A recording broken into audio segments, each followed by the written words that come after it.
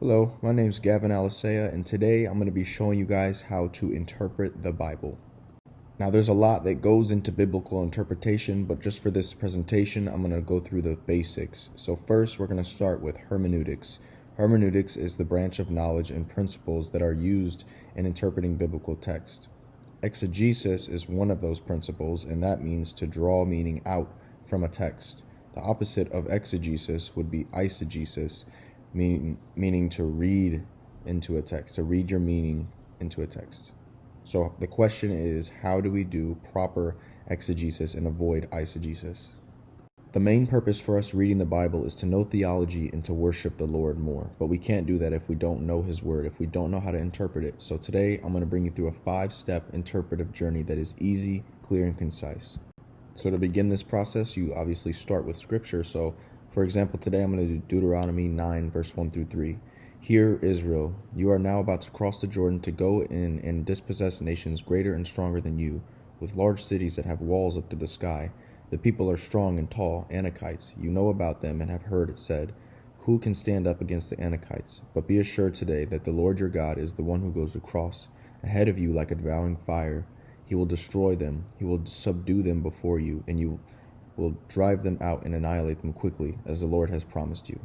The first step in this process is to grasp the text in the tone of the original audience. So after reading and analyzing the text in its context, write out what the author is trying to tell the original audience. For this specific passage, it would be, the Israelites are about to cross the Jordan River to fight the Anakites, who had large walls and strong people. God promised that they wouldn't be defeated, but that He would destroy them. After you've gotten that written down, we can move on to step 2.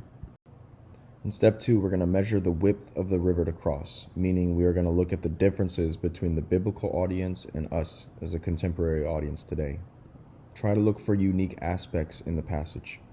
An example would be, we are not about to cross the Jordan River to fight the Anakites. We didn't just spend 40 years in the wilderness, and we are under a new covenant.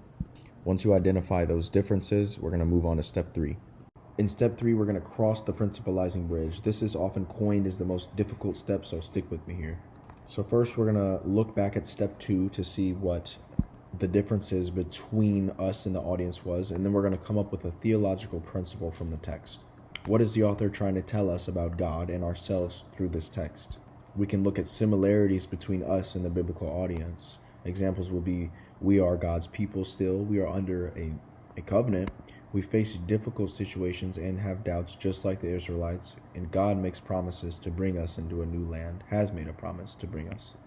So after finding all that out through the text, we can create a theological principle in a few sentences. For this one, we can say, when God calls us to face new things bigger than ourselves, we must remember that God always goes before us and to trust in His promises, and that without Him, we cannot enter into what He has promised us. This theological principle should 1, reflect in the text, should 2, be timeless and not tied to a specific situation, 3, shouldn't be culturally bound, 4, should align with the rest of Scripture, and 5, should be relevant to both audiences.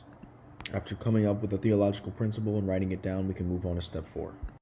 In step 4, we're going to consult the biblical map. So, how does our theological principle fit with the rest of Scripture, and does other Scripture confirm what we are saying in your theological principle? So a good way to do this, if you're in the New Testament, look in the Old Testament. If you're in the Old Testament, look in the New Testament for Scripture that confirms what you are trying to write as your theological principle. So, does God going before us, does that align with Scripture? And in Matthew 28:20 it says, and teaching them to obey everything I have commanded you, and surely I am with you always to the very end of the age. That is confirmation. That's alignment right there. Another scripture we can use to align our theological principle with the rest of Scripture is 2 Corinthians 12:9 through 10. My grace is sufficient for you, for my power is made perfect in weakness.